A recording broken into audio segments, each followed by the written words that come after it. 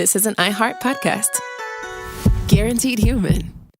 With no fees or minimums on checking accounts, it's no wonder that Capital One Bank Guy is so passionate about banking with Capital One. If he were here, he wouldn't just tell you about no fees or minimums. He'd also tell you about how Capital One cafes are open 7 days a week to assist with your banking needs. Yep, even on weekends. It's pretty much all he talks about, in a good way. What's in your wallet? Terms apply. See CapitalOne.com/bankguy. Capital One N.A., member FDIC. Hey, and welcome to the short stuff. I'm Flightless Josh. There's Flightless Chuck. Flightless Jerry's with us, and we're speaking about the cassowary, a type of bird that is, you guessed it, flightless. There's no less flight in a bird than the cassowary IMO. Right.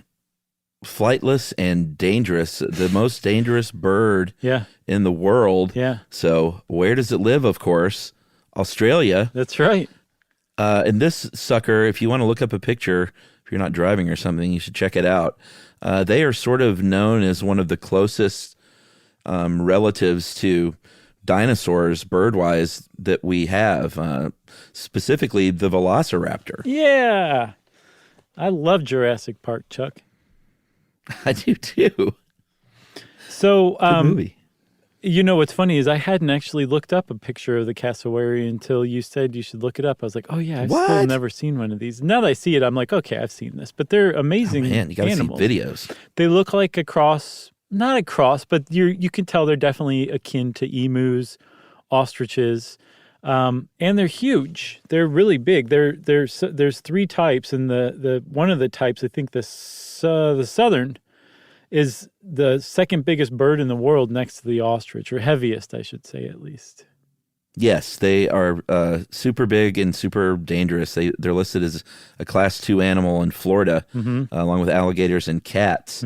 If you're asking why would they be in Florida if they're native to Southeast Asia and Australia, it's because people can, if they jump through hoops, keep them as pets. Right. But they can kill you, which is what happened to a 75-year-old man in Florida. Whose pet cassowary killed him dead.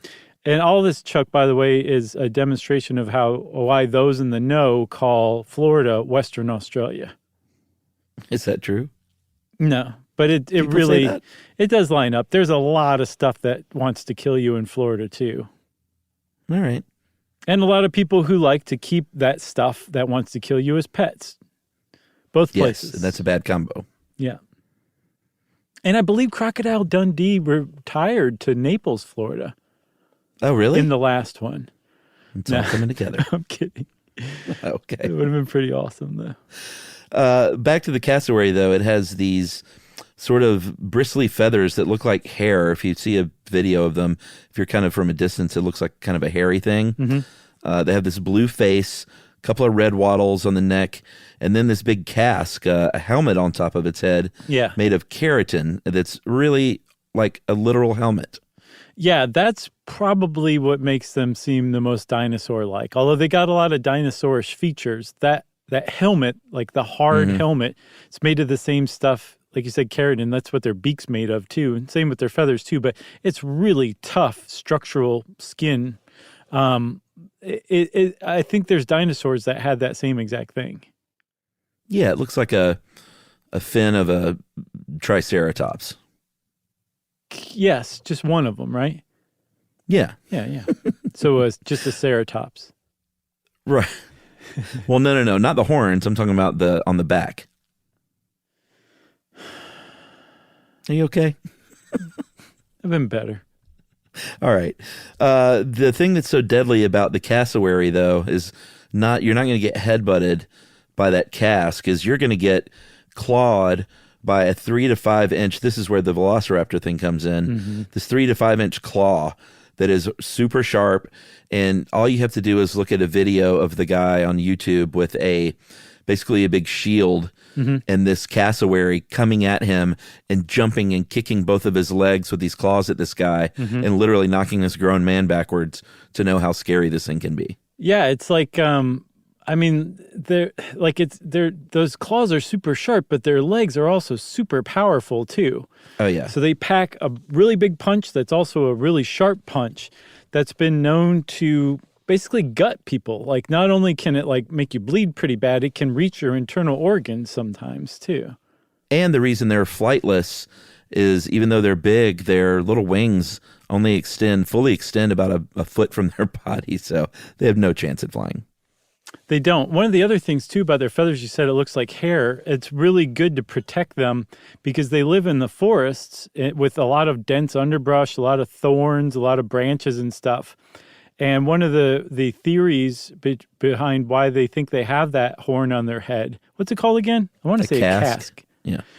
One of the reasons they think they have the casque is so that it can kind of run headlong through the forest without hurting its head. Mm-hmm. But then also those thick, heavy feathers also protect the body, too, from getting stabbed by thorns and things like that. That's right. So should we take a break?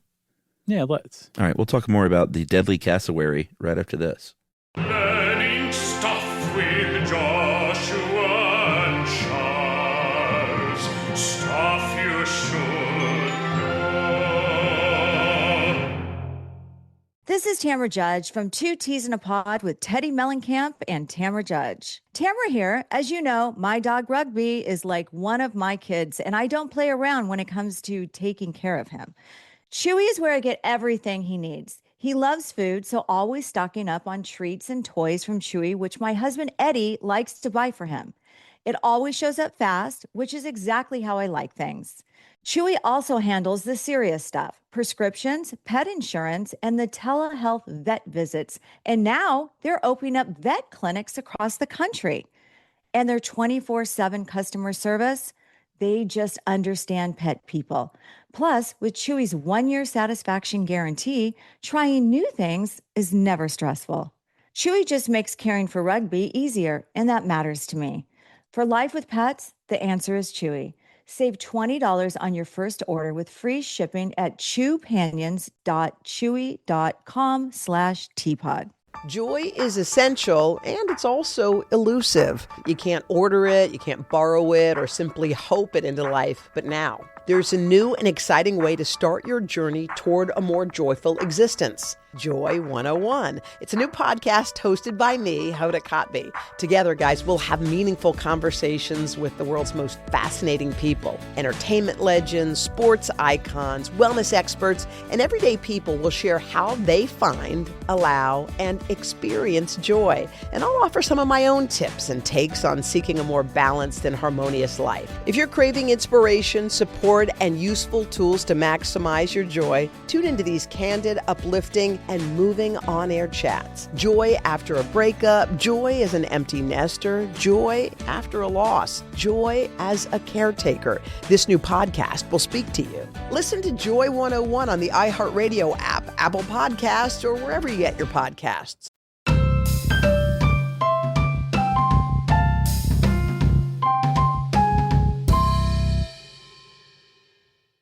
Okay, Chuck. So we're talking about the deadly cassowary, which, I mean, it is deadly. But I don't think it's any more deadly. It's much less deadly even, or you're much less likely to die by a cassowary than you are from, saying, like getting an infection from a dog bite or something like that, right? Statistically speaking? Yeah, I mean, we shouldn't disparage the cassowary as deadly. Like, they can kill and they have those sharp claws, but they're not aggressive generally. They're not after you generally. Mm-hmm. If you come upon them while they have laid their eggs or something, you may be in trouble, but they generally want to stay away from people. There is another video that's a little frightening. If they would have put like scary music to it, it would have helped. But there was a woman on the beach in Australia, I guess, and she filmed the whole thing. But this cassowary was just walking toward her, and she's walking backwards, and it keeps coming, and it's pecking at the phone. But after having seen that other video, I'm just like on edge waiting for this thing to jump up and slice her stomach open. You're right. It's intimidating. It's a very large bird. And when it's coming at you with those kind of crazy eyes and its head's ducking back and forth and it's kind of pecking at you, it seems like a velociraptor in that moment. Yeah. Yeah, I can imagine. So, yeah, I think it's more just like it's remarkable that a bird can kill you and has before than it is like actually like a super deadly bird. What's the deal with that wattle? They're not 100% sure, but one of the theories is that it's basically like a current mood indicator, like current mood, effervescent. Yeah. Like a mood ring. It changes color or brightness with their mood. Yeah, that's not too bad. Or to maybe say like I'm robust and maybe like sexually perhaps. Sure, like check on my waddles, baby. Exactly. They're also known as the keystone species because what they do is they eat fruit, tons of fruit, and they walk around and cover a great area and poop that seed out. It goes right through their digestive tracts, and they deposit those seeds all over the place. So you get a much more diverse fruit habitat in areas where they are popular. Yeah, because I mean they're not only spreading the seeds around, when they poop it out, it's got all sorts of nutrients to grow with, and it's just a great commensalist setup, I guess. They also are pretty stealth. They have this, apparently their call is so low, it's just on the edge of human hearing, so you may not even hear them coming at you. Yeah, and apparently, though, like you can feel it in your chest if you happen to be near one when they call. Like it rumbles in your chest. That's pretty the sound scary. waves too. I love it. These things are great. Yeah. Did we ever say how big they get, Chuck? Yeah, he said 6'6" and 135 or so. Yeah, that's just so enormous. But what I thought was really interesting is, at the very least, the southern cassowary species, the female is about 170 pounds. The males are 125 pounds. And even more interesting, the males are the ones that actually raise the hatchlings. Yeah. Did you know that? Well, I didn't I knew nothing about this thing until I looked into it. But yeah, the female basically lays the eggs and is like, my work here is done. It's on you, scrawny. Yep. Raise the kids. And the males do. They raise these kids, and the female goes off and mates with more other males. And it makes total sense from a natural selection standpoint, because that just means that more cassowary chicks can be born, the more a female cassowary can go off and mate with more male cassowaries, as long as the males are the ones raising the chicks. It's pretty great. It's a great idea. And it's great because their numbers are dwindling. All three species are vulnerable or near threatened. Of course, humans have a lot to do with this, loss of habitat, because we're growing into their territory or they're getting hit by cars, stuff like that. Dogs, apparently, if it's a young dog or a small dog, the cassowary, like there are dog attacks on record, but if the dog gets bigger, they can be a threat to the cassowary. Yeah, especially young cassowaries. Yeah, it's all size. It's like whoever's the pup is the one threatened. It's the law of nature. That's right. So there are people working to keep the cassowaries around, make sure they don't go extinct. And like you said, it's typically human encroachment. So people are buying back some of their native habitats and just trying to set them off as preserves and building ways around roadways, which is another big thing. We should do a short stuff on that sometime. Basically like nature highways that are overpasses in the woods over roads that go through the woods. Yeah, I've seen those. It's pretty cool. Yeah. And maybe we just did the short stuff on it just now. Okay. I don't know if there's much more to say about it, but I just think it's amazing looking. I've seen pictures of them. They just look like grass-covered overpasses, almost like what our overpasses are going to look like in 2079 when there's no more people left. That's right. It'll look like The Last of Us or Station 11. Sure. You got anything else? I got nothing else. Well, since we got nothing else, everybody, this Ode to Cassowaries is out. Stuff You Should Know is a production of iHeartRadio. For more podcasts from iHeartRadio, visit the iHeartRadio app, Apple Podcasts, or wherever you listen to your favorite shows.